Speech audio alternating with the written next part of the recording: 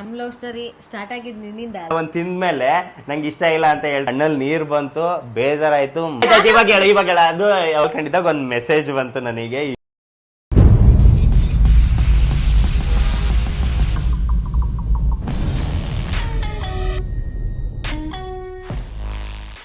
ಒಂದು ಮೆಸೇಜ್ ಬಂತು ನನಗೆ, ಇವಳ ಕಡೆಯಿಂದ ಒಂದು ಮೆಸೇಜ್ ಬಂತು. ಏನಂತ ಮೆಸೇಜ್ ಮಾಡಿದೆ ನೆನಪೇನ ಇದೆಯಾ? ಒಟ್ಲಲ್ಲಿ ಏನೋ ಮೆಸೇಜ್ ಮಾಡಿದೆ. ಅದೇ ನನಗಿಷ್ಟ, ಸಾರಿ ನನಗಿಷ್ಟ ಆಕ್ಚುಲಿ. ಬಟ್ ನನಗ್ ಭಯ, ಮನೆಯವ್ರ ಯಾವ ತರ ಫೇಸ್ ಮಾಡ್ಬೇಕಂತ ಭಯ. ನಾನು ಅದಕ್ಕಂತೆ ಮನೆಯವ್ರನ್ನ ನಾನ್ ನೋಡ್ಕೊಂತೀನಿ, ಹಂಗಿದ್ರೆ ಓಕೆ ನನಗೆ. ಆವಾಗ ನಾನು ಏನ್ ಮಾಡ್ದೆ ಗೊತ್ತಾ, ನಂಗೂ ನಿನ್ ಕಂಡ್ರೆ ಇಷ್ಟ ಅಂತೆಲ್ಲ ಕಳ್ಸಿದೆ. ಇವ್ರು ಫುಲ್ ಸ್ಕೋಪ್ ತಗೊಂಡು ಇದು ನಾನಲ್ಲ, ನನ್ ಫ್ರೆಂಡ್ಸ್ ಒಪ್ಕೋಬೇಕು, ನನ್ ಫ್ರೆಂಡ್ಸ್ ಗ್ಯಾಂಗ್ ಒಪ್ಕೊಂಡ್ರೆ ನಾನು ಒಪ್ಕೊಳ್ಳೋದು. ನಂಗೆ ಅಷ್ಟು ಅಯ್ಯೋ ಈ ನನ್ ಮಕ್ಳು ಮತ್ತೆ ಶುರು ಮಾಡಿದ್ರಯ್ಯ. ನಾನು ಇದನ್ನ ಏನ್ ಮಾಡ್ದೆ, ನಮ್ಮ ಹುಡುಗರಿಗೆಲ್ಲ ಹೇಳ್ದೆ. ಕಿರಣ್, ರವಿ, ಸಂತು, ರಾಕಿ ಒಂದಿಷ್ಟು ಜನ ಇದ್ರು, 4 ಜನ ಫ್ರೆಂಡ್ಸ್ಗಳು. ಅವ್ರು ಹೇಳ್ದೆ, ಇವಳು ಸರು ಮೆಸೇಜ್ ಮಾಡಿದ್ಲು ಕಣೋ, ಮತ್ತೆ ಪ್ರಪೋಸ್ ಮಾಡಿದ್ಲು ಕಣೋ. ಏನಂತ ಹೇಳಿದೀನಿ ಗೊತ್ತಾ, ನೀವು 4 ಜನ ಒಪ್ಕೊಂಡ್ರೆ ಮಾತ್ರ ನಾನು ಒಪ್ಕೊಂತೀನಿ ಅಂತ. ಅವ್ರು ಇಲ್ಲ ಮಗ ನಾವು ಮುಚ್ಕ ಒಪ್ಕೊಳ್ಳಾಲೆ ಅಂತ ಅಂದು, ನಾನು ಅವ್ರಗಳಿಗೆ ಬೈದು ಸುಮ್ನೆ ಒಪ್ಕೋಬೇಕಷ್ಟೇ ಅಂತ ಅಂದು ಶೂಟ್ ಮಾಡಿ ಸಾಯಿಸ್ಬಿಡ್ತೀನಿ. ಇರಿಟೇಷನ್ ಕಣ್ರಿ. ಒಂದು Cloud9 ನಮ್ KR ಅಲ್ಲಿ, ಹಾಸನ್ KR ಅಲ್ಲಿ Cloud9 ಅಂತ ಇತ್ತು, ಅಲ್ಲಿ ಸಖತ್ ಫೇಮಸ್. ಅಲ್ಲಿಗೆ ಬಂದ್ವಿ, ಅಲ್ಲೆಲ್ಲ ಸಿಟ ಆಯ್ತು. ಇವಳಿಗೆ ಚಿಕ್ಕು ಮಿಲ್ಕ್ ಶೇಕ್ ಅಂದ್ರೆ ಇವಳಿಗೆ ಇಷ್ಟ ಇರ್ಲಿಲ್ಲ. ನನ್ನ ಫೇವ್ರೇಟ್ ಚಿಕ್ಕು ಮಿಲ್ಕ್ ಶೇಕ್. ನಾನಿದನ್ನ ಉರ್ಸೆ, ನಂಗೆ ಅಷ್ಟು ಉರ್ದಿತ್ತಲ್ಲ, ಚಿಕ್ಕು ಮಿಲ್ಕ್ ಶೇಕ್ ಕುಡಿ ಅಂತಂದು. ಇಲ್ಲ ನಂಗೆ ಇಲ್ಲ ಕುಡಿಬೇಕು, ನಂಗೆ ಇಷ್ಟ ಅಂತಂದು. ಆಯ್ತು ಸರಿ ಬಿಡು ಅಂತ ಚಿಕ್ಕು ಮಿಲ್ಕ್ ಶೇಕ್ ತಗೊಂಡ್ ಕೊಟ್ಟಿದ್ದೆ.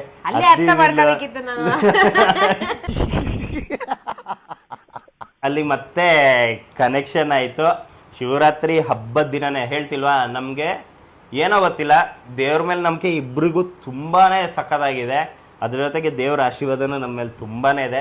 ಶಿವರಾತ್ರಿ ಹಬ್ಬದ ದಿನನೇ ಸೋಮವಾರ ನಮಗೆ ಪ್ರೀತಿ ಮತ್ತೆ ರೀಸ್ಟಾರ್ಟ್ ಅಂತ ಆಗಿದ್ದು, ಪವರ್ಫುಲ್ ಆಗಿ ಅಂಡ್ಕಂತು.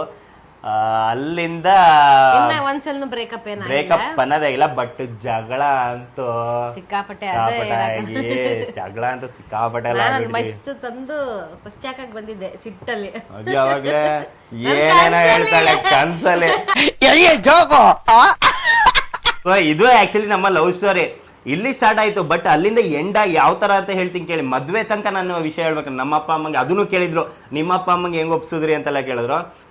ನಾನು ಇವಳ ಜೊತೆ ಓಡಾಡ್ತಿದ್ದಿದ್ ನೋಡಿ ನಮ್ಮ ಮನೇಲಿ ಡೌಟ್ ಬಂದಾಗಿತ್ತು. ಇದೆ ಇಲ್ಲೊಂದು ಸಮಸ್ಯೆ ಖಂಡಿತ ಇದೆ, ಕನ್ಫರ್ಮ್ ಆಗಿತ್ತು. ನಮ್ಮ ಅಮ್ಮ ಎಲ್ಲ ಡೈರೆಕ್ಟ್ ಆಗಿ ಕೇಳಿದ್ರು.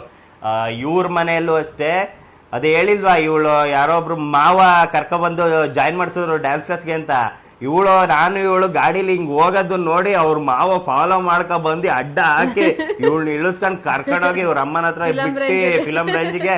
ನಾನು ಇವನು ಹಿಂಗ್ ಮಾಡ್ತಾರಲ್ಲ, ಇವರೇ ಅನ್ಸತ್ತೆ ನನಗೆ ವಿಲ್ಲನ್ನು ಅಂತ ಅನ್ಕೊಂಡು ಅದಾದ್ಮೇಲೆ ಬಿಟ್ರು. ಅವ್ರ ಅಮ್ಮನ ಹತ್ರ ಬಿಟ್ಟು ಬೈದು ಹೋಗಿದ್ದಾರೆ. ನಾನು ಆಮೇಲೆ ಫೋನ್ ಮಾಡಿ, ಆಂಟಿ ಅದೇ ಡ್ಯಾನ್ಸ್ ಕ್ಲಾಸಿಗೆ ಕರ್ಕೊಂಡು ಹೋಗ್ತಿದ್ದೆ, ಯಾರೋ ಬಂದು ಕರ್ಕೊಂಡು ಹೋದ್ರು ಆಂಟಿ. ಯಾರು ಆಂಟಿ ಅಂದಿದೆ. ಅವರು ಇಲ್ಲ ಕಣಪ್ಪ ಅವ್ರ ಮಾವನೇ ಅಂತಲ್ಲ ಅಂದ್ರು. ಹೌದಾ ಸರಿ ಆಂಟಿ ಅಂತ ಸುಮ್ಮನೆ ನಾನು ಅವ್ರ ಅಮ್ಮನ ನಿಧಾನಕ್ಕೆ ಪಟಾಯಿಸ್ಕೊಳ್ಳೋಕ್ಕೆ ಶುರು ಹಚ್ಕೊಂಡಿದ್ದೆ. ಆಮೇಲೆ ಇವ್ರ ಒಂದ್ಸಲ ನನ್ನ ಗಾಡಿಗೆ SV ಅಂತ ಹಾಕೊಂಡಿದ್ದೆ, ಸರ್ವೀರು ಅಂತ SV ಅಂತ. ಅದು ಸಿಂಬಲ್ ನೋಡಿ ಇವ್ರ ಅಪ್ಪಂಗೆ ಡೌಟ್ ಬಂದು SV ಅಂದ್ರೆ ಏನು ಅಂತ. ಅವಾಗ ಅವ್ರ ಅಪ್ಪಂಗೆ ಸ್ವಲ್ಪ ಡೌಟ್ ಆಯ್ತು. ನಮ್ಮ ಅಮ್ಮಂಗೆ ಡೌಟ್ ಕನ್ಫರ್ಮ್ ಆಗಿತ್ತು, ನಮ್ಮ ಅಮ್ಮಂಗೆ ಕನ್ಫರ್ಮ್ ಆಯ್ತು, ನಮ್ಮ ಅಪ್ಪಂಗೆ ಡೌಟ್ ಅಲ್ಲಿತ್ತು. ಇವ್ರ ಮನೇಲಿ ಇವ್ರ ಅಮ್ಮಂಗೆ ಕನ್ಫರ್ಮ್ ಆಗಿತ್ತು, ಗೊತ್ತಾಗಿತ್ತು. ಆದ್ರೆ ಇವ್ರ ಅಪ್ಪಂಗೆ ಡೌಟ್ ಆಗಿತ್ತು, ಕರ್ಸಿದ್ರು ನನ್ನ. ಈಗಲೂ ಚೆನ್ನಾಗಿ ನೆನಪಿದೆ. ಇವ್ರಪ್ಪ ನನ್ನ ಹತ್ರ ಕೇಳಿದ್ರು, ನೀನ್ 7 ಮಿಂಡ್ರಿ ಆದ್ರೆ ನಾನು 14 ಮಿಂಡ್ರಿ. ನೋಡಪ್ಪ ಇದೆಲ್ಲ ಮಾಮೂಲಿ ಈ ಥರ ಎಲ್ಲ ನಡೆಯುತ್ತೆ, ಬೇಡ ಅನ್ಸತ್ತೆ. ನಿಜವಾಗ್ಲೂ ನೀನು ಚೆನ್ನಾಗಿ ನೋಡ್ಕೊಂತೀಯಾ ಹೆಂಗೆ? ನಾನು ಒಂದೇ ಮಾತು ಹೇಳಿದ್ದು, ಏನ್ ಬೇಬಿ ಹೇಳು, ನೀನು ಹೇಳು. ಪರವಾಗಿಲ್ಲ. ನಿಮ್ಮಪ್ಪ ಕೇಳಿದಕ್ಕೆ ನಾನೇನಂದೆ, ಅದೇ ನೀವೇನ್ ಚೆನ್ನಾಗಿ ನೋಡ್ಕೊಂತಿದ್ದೀರಾ ಅದಕ್ಕಿಂತ ತುಂಬಾ ಚೆನ್ನಾಗಿ ನೋಡ್ಕೊಂತೀನಿ, ತುಂಬಾ ಇಷ್ಟಪಡ್ತಿದ್ದೀನಿ, ಅವಳನ್ನ ಸುಖವಾಗಿ ನೋಡ್ಕೊತೀನಿ, ಸಖತ್ತಾಗಿ ನೋಡ್ಕೊತೀನಿ. ಈಗ ಹೇಳ್ಕೊಂಡೆ ಎಲ್ಲ ಹೆಂಗಸ್ರು ಆಟ ಆಡಿಸ್ತಿದ್ದಪ್ಪ ಅವನು. ಅವಾಗ ನಿನ್ ಕಣ್ಣಲ್ಲಿ ನೀರು ಅಂತಲ್ಲ, ಇವಳು ಅಳ್ತಿದ್ಲು. ಅದು ಹಂಗೆ ಮಸ್ತ್ ಮಸ್ತ್ ಪಿಕ್ಚರ್ ಡೈಲಾಗ್ ಗಳೆಲ್ಲ ಹೊಡೆದ್ರೆ ಕಣ್ಣಲ್ಲಿ ನೀರು ಬರ್ತಲ್ಲ, ಇನ್ನೇನ್ ಬರುತ್ತೆ. ಆ ತರ ಆಯ್ತು. ಇವ್ರಪ್ಪನೂ ಒಪ್ಕೊಂಡ್ರು. ಅಣ್ಣ ಇನ್ನು ಇನ್ನು ಇನ್ನು ಏನೋ ಬೇಕಣ್ಣ, ಏನೋ ಗೊತ್ತಿಲ್ಲ, ನಾನು ಸೀರಿಯಸ್ ಆಗಿ ಅನ್ಕೊಂಡಿದ್ದೆ. ಇವ್ರ ಮನೆಯವರು ನನಗೆ ವಿಲನ್ಸ್ಗಳಾಗ್ತಾರೆ, ಮದ್ವೆಗಳಿಗೆ ಒಪ್ಕೊಳ್ಳಲ್ಲ, ಎಲ್ಲೆಲ್ಲಿ ಹೋಗತ್ತೋ ಗೊತ್ತಿಲ್ಲ ಅನ್ನೋ ತರ ಇದ್ದಿದ್ದಲ್ಲಿ ತುಂಬಾ ಈಸಿಯಾಗಿ ಒಪ್ಕೊಂಡಿದ್ರು. ಈಸಿಯಾಗಿ ಯಾಕೆ ಒಪ್ಕೊಂಡ್ರು ಅಂತ ಅಂದ್ರೆ ನಾನ್ ಸ್ವಲ್ಪ ಇವನ್ ಬಗ್ಗೆ ಬಿಲ್ಡಪ್ ಎಲ್ಲ ಕೊಟ್ಟಿದ್ದೆ. ಇವನು ಅವಾಗ ಫ್ರೆಂಡ್ ಇದ್ದಾಗ ಮನೆಗೆಲ್ಲ ಇರೋದನ್ನ ಹೇಳಿದ್ಲ ಅಷ್ಟೇ, ಅದೇನ್ build-up ಅಲ್ಲ. ಬಿಲ್ಡಪ್ ಕೊಟ್ಟಿದ್ದೆ ಅಲ್ಲಿ. ಕಾಮೆಂಟ್ಸ್ ಇವನು ಮನೆಗೆ ಬರ್ಬೇಕಾದ್ರೆ ಇವ್ನು ತುಂಬಾ ಒಳ್ಳೆಯವನು, ತುಂಬಾ ಚೆನ್ನಾಗಿ ಕೇರ್ ಮಾಡ್ತಾನೆ, ಮತ್ತೆ ತುಂಬಾ ಚೆನ್ನಾಗಿ ನೋಡ್ಕಂತಾನೆ, ಫ್ರೆಂಡ್ಸ್ ಅಂದ್ರೆ ಜಾಸ್ತಿ ಇದ್ ಮಾಡ್ತಾನೆ, ಹಂಗೆ ಹಿಂಗೆ ಇದೆಲ್ಲ ಒಳ್ಳೆ ಬಿಲ್ಡಪ್ ಕೊಟ್ಬಿಟ್ಟಿದೆ. ಆಮೇಲೆ ಇವನೇ ಲವರ್ ಅಂತ ತೋರಿಸಿದಾಗ ಅದೇ ಬಿಲ್ಡಪ್ಸ್ ಎಲ್ಲ ಅವ್ರಿಗೆ ಕಣ್ಮುಂದೆ ಹಿಂಗ್ ಬಂದ್ಬಿಡ್ತಲ್ಲ, ಓ ಒಳ್ಳೆ ಅಳಿಯ ಸಿಗ್ತಾ ಅಂತ ಎಲ್ಲ ಒಪ್ಕೊಬಿಟ್ರು ಅವರು. ಈಗ ಗೊತ್ತಾಯ್ತು. ಅಷ್ಟೇ ಅಷ್ಟೇ ಅಷ್ಟೇ ಇರೋದನ್ನ ಹೇಳಿರ್ತಾಳೆ ಅಷ್ಟೇ, ಇನ್ನೇನಿಲ್ಲ. ಆಮೇಲೆ ಆಕ್ಚುಲಿ ನೀನ್ ಹೇಳಕ್ರೆ ಒಂದ್ ಸ್ಟೋರಿ ಮಿಸ್ ಮಾಡ್ದೆ ನೀನು. ಯಾವ್ದು? ಏನಕ್ಕಂದ್ರೆ ನಾ ಫಸ್ಟ್ ಲವ್ ಮಾಡಿದಾಗ ಸ್ವಲ್ಪ ದಿನ ಇತ್ತು, ಆಮೇಲೆ ಬ್ರೇಕಪ್ ಆಯ್ತು ಅಂತ ಹೇಳ್ದೆ ಅಲ್ವಾ. ಆ ಸ್ವಲ್ಪ ದಿನದಲ್ಲಿ ನೀನ್ ನಂಗೆ ಗೋವಾದಿಂದ ಸರ ಎಲ್ಲ ತಗೊಂಡ್ ಕೊಟ್ಟಿದ್ದೆ, ಅದನ್ನೆಲ್ಲ ನಾನು ಹೊರಗಡೆ ಹೌದು ಎಂತ ಅದೇ ಹೇಳುವ, ಅದಕ್ಕೆ ಮತ್ತೆ ಉರ್ಸದೆ ಇನ್ನೇನ್ ಮಾಡ್ತಾರೆ, ಅದಕ್ಕೆ ಉರ್ಸಾಕಿದ್ದು. ಗೋವಾದಲ್ಲಿ ಫ್ರೆಂಡ್ ಆಗಿದ್ದಾಗ, ಲವರ್ ಆಗಿದ್ದಾಗಲ್ಲ. ಫ್ರೆಂಡ್ ಆದ್ರೆ ತಗೊಂಡ್ ಕೊಟ್ಟಿದ್ದೆ. ಇನ್ನ ಒಂದ್ ಹೇಳ್ತೀನಿ, ಇವಳು ಏನ್ ಗೊತ್ತಾ, ಇವಳು ಲವರ್ ಆಗಿದ್ಲು ನನಗೆ. ಇವಳು ಲವರ್ ಆದಾಗ ನನಗೆ ಎಲ್ರ ತರನು ಒಂದ್ ಗಿಫ್ಟ್. ಅರೆ ಇವಳ ಫ್ರೆಂಡ್ ಯಾರೋ ಒಬ್ಳಿದ್ದಾಳೆ, ಅವಳಿಗೆ ಗೊಂಬೆ ಗಿಂಬೆ ಎಲ್ಲ ತಗೊಂಡ್ ಕೊಟ್ಟಿದ್ದಾಳೆ. ಹೆಂಗ್ ಉರ್ದಿತ್ತು ಅಂದ್ರೆ ಅದೆಲ್ಲ ಹೋಯ್ತಲ್ಲ ಬಿಡಿ ಇವಾಗ, ಅದೆಲ್ಲ ಹಿಂಗ ಹೋಯ್ತು ಹಿಂಗೆ. ಆಮೇಲೆ ಅಲ್ಲಿಂದ ನೆಕ್ಸ್ಟ್ ಇವ್ರ ಮನೇಲೆಲ್ಲ ಒಪ್ಕೊಂಡಾಯ್ತು. ಸೊ ನಮ್ಮ ಮನೇಲಿ ಇದ್ದಿದ್ದು ನಮ್ಮಪ್ಪ ಒಬ್ರೆ. ನಮ್ಮಪ್ಪಂಗೆ ನನಗೆ ಹೇಳಕ್ಕೆ ಭಯ, ನನಗೆ ಏನ್ ಮಾಡ, ಬಟ್ ನಮ್ಮಪ್ಪಂಗೆ ಡೌಟ್ ಇತ್ತು. ಬಟ್ ನಮ್ಮ ಮನೇಲಿ ಬೇಡ ಅಂತ ಆಗಿತ್ತು ಒಂದ್ಸಲ. ಏನ್ ಮಾಡೋದು ಅಂತ ಒಂದು ಸಲ ರಾತ್ರಿ ನಾನು ಸ್ಟೇಡಿಯಂ ಅಲ್ಲಿ ಇದ್ದೆ. ಇವಳು ಹೇಳಿದ್ದು, ಯಾವಾಗ ಹೇಳ್ತೀಯ ನಿಮ್ಮ ಮನೇಲಿ, ನಿಮ್ಮ ಅಪ್ಪಂಗೆ ಹೇಳು ಅಂತ ಸೀರಿಯಸ್ ಆಗಿ ಹೇಳಿಟ್ಟಿದ್ಲು ಒಂದ್ಸಲ. ಏನ್ ಮಾಡೋದು ಅಂತ ನಮ್ಮ ಅಪ್ಪಂಗೆ ಒಂದ್ಸಲ ಕಾಲ್ ಮಾಡಿದೆ. ಅದು ಪಾಪ ನೀವು ಡೌಟ್ ಪಟ್ಟಿದ್ರಲ್ಲ, ಅದು ನಿಜ. ನಂಗೆ ಇವಳು ಕಂಡ್ರೆ ಇಷ್ಟ ಪಾಪ, ನಂಗೆ ಬಿಟ್ಟಿರಕ್ ಆಗಲ್ಲ ಪಾಪ ಅಂತ ಅಂದು ಫೋನ್ ಕಟ್ ಮಾಡಿದೆ ನಾನು. ಅಪ್ಪಿ ಇದು ಯಾವ್ದೋ ಫ್ಲಾಶ್ ಬ್ಯಾಕ್ ರೆಬಲ್ ತರ ಅಂಬರೀಶ್ ಹಳೇದು, ಅಕ್ಕಿಲ್ಲ ಬೆಳೆ ಇಲ್ಲ ಚಕ್ರ ಕತೆ ಇದಂಗಿದ್ಯಲ್ಲಪ್ಪಿ. ಫೋನ್ ಕಟ್ ಮಾಡಿ ಅದಾದ್ಮೇಲೆ ಅಮ್ಮ ನಂಗೆ ಕಾಲ್ ಮಾಡಿ ಮನೆಗೆ ಬಾ ಅಂತಂದ್ರು. ಮನೆಗೆ ಹೋದೆ. ಒಂದ್ 2 ದಿನ ಅದ್ರ ಬಗ್ಗೆ ಮಾತೇ ಇರಲಿಲ್ಲ.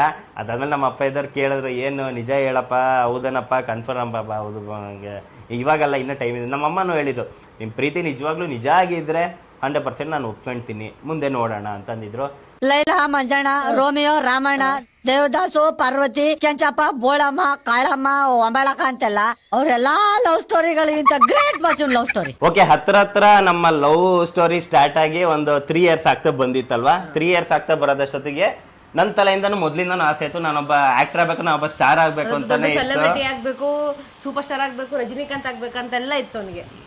ಅದು ಪ್ರತಿಯೊಬ್ಬರಿಗೂ ಆಸೆ ಇರುತ್ತೆ, ಇಲ್ಲೂ ಇದೆ. ಸೊ ಅವಾಗ ನಾನಿದ್ದನ್ನು ಏನು ಮಾಡಿದೆ, ಲಗೇಜ್ ಎಲ್ಲ ಪ್ಯಾಕ್ ಮಾಡ್ಕೊಂಡು ಇವಳಿಗೆ ಡ್ಯಾನ್ಸ್ ಕ್ಲಾಸ್ ಇತ್ತು ನಂದು. ಇವಳಿಗೆ ಮತ್ತೆ ನನ್ನ ಬಾಮ ಇದ್ದ ಹಂಗೆ ಇಬ್ರಿಗೂ ಹ್ಯಾಂಡ್ ಓವರ್ ಮಾಡಿ, ಬೇಬಿ ನಾನು ನಿನ್ ಜೊತೆ ಮಾತಾಡಲ್ಲ, ನಂಗೆ ಫೋನ್ ಎಲ್ಲ ಮಾಡಕ್ ಹೋಗ್ಬೇಡ ಅಂತ ಹೇಳಿ. ಆತರ ಯಾರಾದ್ರೂ ಮಾಡ್ತಾರೆ. ಇವ್ನು 3 ವರ್ಷ ಬೆಂಗಳೂರಿಗೆ ಹೋಗಿ ನಾನು ದೊಡ್ಡ ಸೆಲೆಬ್ರಿಟಿ ಆಗಿ ಬರ್ತೀನಿ, ಯಶ್ ಆಗಿ ಬರ್ತೀನಿ, ದರ್ಶನ್ ಆಗಿ ಬರ್ತೀನಿ, ಸುದೀಪ್ ಆಗಿ ಬರ್ತೀನಿ ಅಂತ ಎಲ್ಲಾ ತರ ಆಗಿ ಬರ್ತೀನಿ ಅಂತ ಎಲ್ಲ ಓದೋನು. ಓಕೆ, ಹೋದೆ ನಿನ್ನ ಆಸೆ. ಅದಾದ್ಮೇಲೆ ನೀನು ನನಗೆ ಮೆಸೇಜ್ ಮಾಡ್ಬೇಡ, ಕಾಲ್ ಮಾಡ್ಬೇಡ, ಆಮೇಲೆ ನನ್ನ ನೆನಪಿಸ್ಕೊಳ್ಳು ಬೇಡ. ನಾನು ಆಮೇಲೆ 3 ವರ್ಷ ಆದ್ಮೇಲೆ ಪಟಕ್ ಅಂತ ಬರ್ತೀನಿ. 6 ತಿಂಗಳ ಅಷ್ಟೊತ್ತಿಗೆ ಮತ್ತೆ ಮಾತಾಡದೆ ಅಂತ 6 ತಿಂಗಳಿಲ್ಲ, ಒಂದು ಹತ್ತತ್ರ ಸುಮಾರು 1 ವರ್ಷ ಆಗಿತ್ತು. ಅವಾಗ ನನ್ಗೆ ಆಕ್ಚುಲಿ ನೆನಪಾಗದ ಲವ್ ಮಾಡಿತ್ತಲ್ಲ, ಅವಾಗ ನಾನು ಕಾಲ್ ಮಾಡಿದ್ರೆ ಕಾಲ್ ರಿಸೀವ್ ಮಾಡ್ತಿತ್ತಲ್ಲ, ಒಂದು ಮೆಸೇಜ್ ಮಾಡಿದ್ರೆ ರಿಪ್ಲೈ ಮಾಡ್ತಿರ್ಲಿಲ್ಲ. ಅವಾಗ ಜೋರಾಗಿ ಬೈಕೊಂಡು ಫೋನ್ ಮಾಡಿದ್ರು. ನಾನು ಹೇಳಿಲ್ವಾ ನೀನ್ ಮಾಡ್ಬೇಡ ಅಂತ, ಇಡು ಅಂತ ಹೇಳ್ತಿದ್ದೇನೆ. 1 ವರ್ಷ ನಂಗೂ ಇವಳಿಗೂ ಸಂಪರ್ಕನೇ ಇರ್ಲಿಲ್ಲ. ನೆಮ್ಮದಿ ಅಂದ್ರೆ ನಂಗೆ ಅವಾಗ್ಲೇ ಸಿಕ್ಕಿದ್ದು.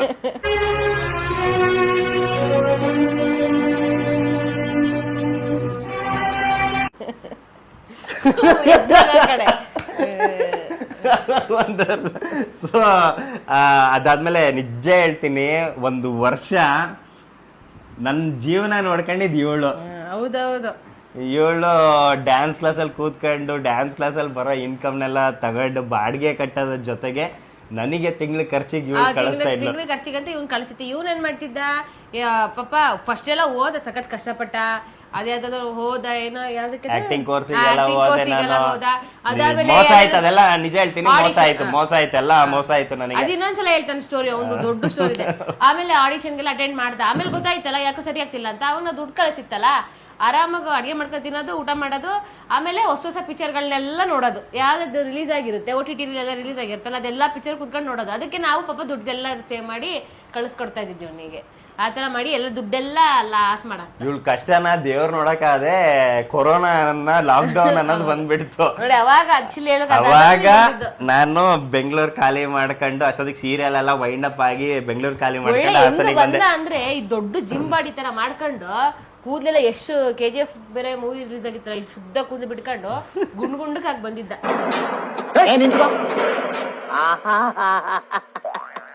ಬಂದಿದ್ದೆ ನಾನು.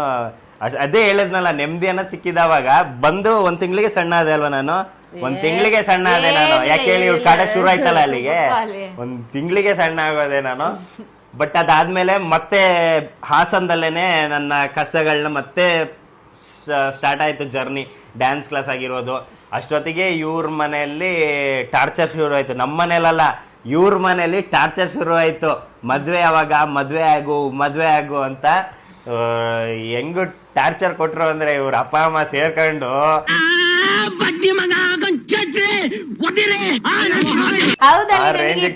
ಆಗ್ತಾ ಬಂದಿತ್ತು. ನಿನಗೆ ಮದ್ವೆ ಆಗೋದ್ರಲ್ಲಿ ಇನ್ನೇನ್ ಅಂತಾರೆ, ಭಯಂಕರ ಟಾರ್ಚರ್ ಕೊಟ್ಟಿ ನಾನು ಆಗ್ತೀನಿ ನಂಗೆ ಈಗ ಬೇಡ. ಕೊನೆಗೂ ನಾನೊಂದು ಹೇಳ್ದೆ ನಮ್ಮ ಮಾವಂಗೆ, ಅಂಕಲ್ ನಂಗೆ ಇಷ್ಟು ತಿಂಗಳು ಟೈಮ್ ಬೇಕೇ ಬೇಕು, ನಾನು ಸಾಲ ಅನ್ನೋದೊಂದು ಇಷ್ಟಿದೆ, ನಾನು ಸಾಲ ತೀರ್ಸೋದೆ, ನಾನು ಯಾವುದೇ ಕಾರಣಕ್ಕೂ ನಾನು ಮದುವೆ ಆಗಲ್ಲ, ನನ್ನ ಮೇಲೆ ನಂಬಿಕೆ ಇದ್ರೆ ನಂಗೆ ಇಷ್ಟು ತಿಂಗಳು ಟೈಮ್ ಕೊಡಿ ಅಂತ ಕೇಳಿದೆ. ಆಯ್ತು ಅಂತ ಹೇಳಿದ್ರು. ಸಾಲ ಕ್ಲಿಯರ್ ಮಾಡಿದೆ. ನಾನು 7 ಟೈಮ್ಗೆ ಮದುವೆ. ಆಕ್ಚುಲಿ 8 ತಿಂಗಳೇನೋ ಟೈಮ್ ಕೊಟ್ರು ಅನ್ಸುತ್ತೆ. ಕರೆಕ್ಟಾಗಿ 8 ತಿಂಗಳು 9 ತಿಂಗಳೇನೋ ಇತ್ತು. ಕರೆಕ್ಟಾಗಿ 9 ತಿಂಗಳಾದ್ಮೇಲೆ ಮದುವೆ ಫಿಕ್ಸ್ ಆಯ್ತು. ಮತ್ತೆ ಇನ್ನೂ ಒಂದು ಹೇಳ್ತಾರೆ, ಎಷ್ಟೋ ಜನ ಹೇಳ್ತಾರೆ, ನಿಮ್ಮ ಅಪ್ಪ ಅಮ್ಮ ಮಾಡಿಟ್ಟಿದ್ದಾರೆ, ನೀವು ಅದಕ್ಕೆ ಅಷ್ಟು ಚೆನ್ನಾಗಿದ್ದೀರಾ ಅಂತ. ನಾನು ಒಪ್ಪನಾಗಿ ಹೇಳ್ತೀನಿ, ನಾನು ನನ್ನ ಮದುವೆಗೆ 60 to 70% ನಾನೇ ಖರ್ಚು ಮಾಡಿರೋದು ಅಲ್ಲವೇ. ಇವಳಿಗೆ ಚಿನ್ನ, ಇವಳಿಗೆ ಚಿನ್ನ ಕಂಪ್ಲೀಟ್ ಆಗಿ ಒಂದು 2 ಲಕ್ಷಕ್ಕೆ ನಾನು ಚಿನ್ನ ಹಾಕ್ಸಿದ್ದೆ. ನಾನು ಮದ್ವೆಗೆ ಒಂದಿಷ್ಟು ಖರ್ಚು, ಅದೇ ಹೇಳ್ತಿಲ್ಲ, ಟೋಟಲ್ ಆಗಿ ಒಂದು 70 to 80% ನಾನೇ ಖರ್ಚು ಮಾಡಿ, ನಾನೇ ದುಡ್ಡಲ್ಲಿ ನಾನು ಖರ್ಚು ಮಾಡಿದ್ದು. ನಮ್ಮ ಅಪ್ಪ ಅಮ್ಮ ಮಾಡಬಾರ್ದು ಅಂತಲ್ಲ, ನನ್ನ ತಲೆಯಲ್ಲಿ ಇತ್ತು. ನಾನು ಲವ್ ಮಾಡಿ ಮದ್ವೆ ಆಗಿರೋದು. ನಮ್ಮ ಅಪ್ಪ ಅಮ್ಮ ಇದುವರೆಗೆ ಒಂದ್ಸಲನೂ ನಂಗೆ ಹೇಳಿರ್ಲಿಲ್ಲ, ನೀನ್ ಲವ್ ಮಾಡಿದ್ಯಾ, ನೀನೇ ಮದ್ವೆ ಆಗುವಂತ ಒಂದ್ಸಲನೂ ಹೇಳಿರ್ಲಿಲ್ಲ. ನಮ್ಮಮ್ಮ ಅಂತೂ ಹೇಳಿದ್ರು, ಆಕ್ಚುಲಿ ತಂದೆ ತಾಯಿ ಕರ್ತವ್ಯನೇ ಮದುವೆ ಮಾಡೋದು, ಅದು ನಾವು ಮಾಡ್ತೀವಿ ಅಂದ್ರೆ ನಾನು ಇಲ್ಲ, ಬೇಡ ಅಂದೆ. ನಾನು ಇನ್ಯಾವಾಗ ಜವಾಬ್ದಾರಿ ಅಂತ ತಗೊಳ್ಳೋದು. ಸೊ ನಾನು ತುಂಬ ಸೀರಿಯಸ್ ಆಗಿದ್ದೆ ಲೈಫಲ್ಲಂತೂ. ನಾನು ತುಂಬ ಸೀರಿಯಸ್ ಆಗಿದ್ದೆ. ನಾನೇ ಜವಾಬ್ದಾರಿ ತಗೊಂಡು, ಇಲ್ಲ ನಾನು ಇದು ಮಾಡಲೇಬೇಕು ಅಂತ ನಾನೇ ಅದಕ್ಕೆ ಟೈಮ್ನ ತಗೊಂಡು ಸಾಲ ಕ್ಲಿಯರ್ ಮಾಡೋದ್ರ ಜೊತೆಗೆ ಮದುವೆಗೆ ಎಷ್ಟಾದಷ್ಟು ನಾನು ಅಮೌಂಟ್ನ ಕೂಡಿಡ್ಕೊಂಡು ನಾನು ಮದುವೆ ಆದೆ. ಹತ್ರ ನಾವು 8 ರಿಂದ 10 ವರ್ಷ ತನಕ ನಾವು ಸಿನ್ಸಿಯರ್ ಆಗಿ, ಸೀರಿಯಸ್ ಆಗಿ, ಪ್ರಾಮಾಣಿಕವಾಗಿ ಪ್ರೀತಿ ಮಾಡಿ ನಾವು ಮನೆಯವ್ರ ಒಪ್ಪಿಗೆ ತಗೊಂಡು ನಾವು ಹೌದು ಬೇಗನೆ ಹೇಳಿದ್ವಿ ನಾವು. ನಮ್ಮನೇಲಂತೂ ತುಂಬಾ ಬೇಗ ಹೇಳಿದ್ದೆ. 1 ತಿಂಗಳು ಲೇಟ್ ಆಗಿ, 1 ತಿಂಗಳು 1.5 ತಿಂಗಳು 2 ತಿಂಗಳು ಒಳಗೇನೆ ನಾನು ನಮ್ಮ ಮನೇಲೂ ಹೇಳಿದ್ದೆ. ಅದೇ ಹೇಳ್ತಿಲ್ಲ, ನಮ್ಗೆ ತಲೆಯಲ್ಲಿ ಇತ್ತು ಮುಚ್ಚಿಡೋದು ಬೇಡ ಅಂತ. ಸೊ ಅದೇ ನಾನು ಹೇಳೋದ್ನಲ್ಲ, ಎಜುಕೇಶನ್ ಬಿಟ್ಟು ಮೊದಲನೇ ತಪ್ಪು, ಲವ್ ಮಾಡಿ 2ನೇ ತಪ್ಪು, ಮದ್ವೆ ಆಗಿದ್ 3ನೇಗೆ ಮುಕ್ತಾಯ ಮಾಡಿಬಿಟ್ಟೆ.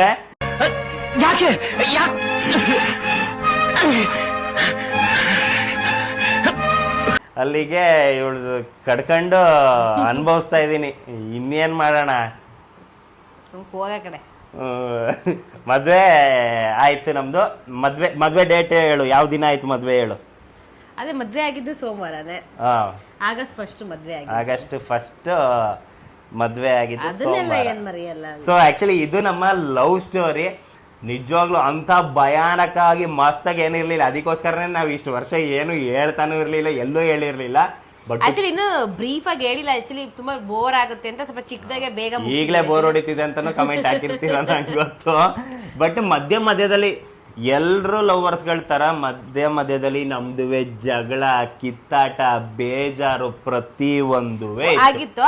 ಆದ್ರೆ ಇದುವರೆಗೂ ಪಾಪ ಇವ್ರು ಮಾತ್ರ ಬ್ರೇಕಪ್ ಅಂತ ಒಂದ್ಸಲ ಹೇಳಿಲ್ಲ. ನಾನ್ ಸುಮಾರು ಸಲ ಹೇಳಿದ್ದೀನಿ, ಇವ್ನು ಒಂದ್ಸಲನೂ ಹೇಳಿಲ್ಲ ಬ್ರೇಕಪ್ ಅಂತ. ನಾನ್ ಮಾತ್ರ ಸುಮಾರು ಸಲ ಹೇಳಿದ್ದೀನಿ. ಬ್ರೇಕಪ್ ಅಂತ ಹೇಳೋದಷ್ಟಲ್ಲಿ ಮದ್ವೆನೇ ಆಗೋಯ್ತು, ಇನ್ನೇನ್ ಬ್ರೇಕಪ್ ಅನ್ನೋದು. ನಗು ಬರ್ಲಿಲ್ವಾ? ಹೇಳಲ್ವಾ, ಅದೇನೋ ಅದು ಯಾವ್ದೊಂದು ಹೆಗ್ಲ ಮೇಲೆ ಕೂತಿರತ್ತಲ್ಲ, ಏನದು ಏನದು ಬೇಬಿ? ಏನ್ ಹೆಗ್ಲ ಮೇಲೆ ಕೂತಿರ್ದೆ? ಅದೇನೋ ಬೇತಾಳನ? ಬೇತಾಳೆ ಇವಳು ಹೆಗ್ಲ ಮೇಲೆ ಕೂತಿರ್ತಾಳೆ ಬಿಡಲ್ವಲ್ಲ. ಕೂರ್ಸ್ಕೊಂಡಿದ್ದಲ್ಲೇ. ಸೊ ಇದು ಆಕ್ಚುಲಿ ನಮ್ಮ ಲವ್ ಸ್ಟೋರಿ. ಅದೇ ಹೇಳದ್ನಲ್ಲ, ನಮ್ದು ಅಂತ ಮಸ್ತಾಗಿ ಏನಿರ್ಲಿಲ್ಲ, ಹಾಗಾಗಿ ನಾನು ಹೇಳ್ತಾ ಇರ್ಲಿಲ್ಲ. ಎಷ್ಟೋ ಜನರು ಮೆಸೇಜ್ ಹಾಕಿದಾಗ ಅವ್ರಿಗೂ ಹೇಳುವೆ, ನಾರ್ಮಲ್ ಆಗಿ ಎಲ್ಲರೂ ಸ್ಟೋರಿ ತರನೇ ನಮ್ದು ಸ್ಟೋರಿ, ನಮ್ದು ಅಂದೋದೇನು ಮಸ್ತಾಗಿ ಏನು ಇರಲಿಲ್ಲ ಅಂತ ಹೇಳಿದ್ರು. ತುಂಬಾ ಜನ ಹೇಳಿದ್ರು ಒಂದ್ಸಲ ವಿಡಿಯೋ ಮಾಡಾಕಿ ಅಂತ. ನಾನು ನಿಜವಾಗ್ಲೂ ಈ ವಿಡಿಯೋ ಮಾಡಿ ಇವಳು ಒಪ್ಪಿಸ್ಕೊಂಡು ಈ ವಿಡಿಯೋ ಮಾಡಿದ ಉದ್ದೇಶ, ನನಗೆ ಯಾರ್ಯಾರು ಮೆಸೇಜ್ ಹಾಕಿದ್ರಿ, ಕಮೆಂಟ್ಸ್ಗಳು ಹಾಕಿದ್ರಿ, ಅವ್ರಿಗೋಸ್ಕರನೇ. ಏನಕ್ಕೆ ಈ ಪದ ಹೇಳ್ತಾ ಇದ್ದೀನಿ ಅಂತಂದ್ರೆ, ಎಷ್ಟೋ ಜನ ಹೇಳ್ತೀರಾ ಅದೇ ನಿಮ್ ಲವ್ ಸ್ಟೋರಿ ಕಟ್ಕೊಂಡು ನಾವೇನ್ ಮಾಡ್ಬೇಕು ಅಂತ. ಅದೇ ನಿಜಾನೇ, ಅದು ನಮ್ ಲವ್ ಸ್ಟೋರಿ ಕಟ್ಕೊಂಡು ನೀವೇನ್ ಮಾಡ್ಬೇಕು. ಅದೇ ಎಲ್ರಿದು ಲವ್ ಸ್ಟೋರಿ ಕಟ್ಕೊಂಡು ಯಾರಿಗೂ ಏನೂ ಆಗ್ಬೇಕಾಗಿಲ್ಲ. ಬಟ್ ಎಷ್ಟೋ ಜನ ಒಂದಿಷ್ಟು ಜನ ನಮ್ಮನ್ನ ಇಷ್ಟಪಡೋರು, ಪ್ರೀತಿಸೋರು ಕೇಳ್ತಾರೆ ನಿಮ್ ಲವ್ ಸ್ಟೋರಿ ಹೇಳಿ ಅಂತ. ಅವ್ರಿಗೋಸ್ಕರನೇ ಈ ವಿಡಿಯೋ ಮಾಡಿದ್ದು. ನಿಮ್ಗೆ ಹೆಂಗ ಅನ್ನಿಸ್ತು ಲವ್ ಸ್ಟೋರಿ ಅಂತ, ನಮ್ಮ ಲವ್ ಸ್ಟೋರಿ ಹೆಂಗ ಅನ್ನಿಸ್ತು ಅಂತ ಕಮೆಂಟ್ ಮಾಡಿ. ಹಾಗೆ ಹೇಳಮ್ಮ, ಸಬ್ಸ್ಕ್ರೈಬ್ ಮಾಡಕ್ಕೆ. ಇದೇ ತರ ನಮ್ಮ ಯೂಟ್ಯೂಬ್ ಚಾನಲ್ ನೋಡ್ತಾ ಇರಿ, ಲೈಕ್ ಮಾಡಿ, ಶೇರ್ ಮಾಡಿ, ಹಾಗೆ ಸಬ್ಸ್ಕ್ರೈಬ್ ಮಾಡೋದು ಮಾತ್ರ ಮರಿಬೇಡಿ. Thank you so much. ಇದೇ ತರ ಸಪೋರ್ಟ್ ಮಾಡ್ತಾ ಇರಿ. ಬಾಯ್.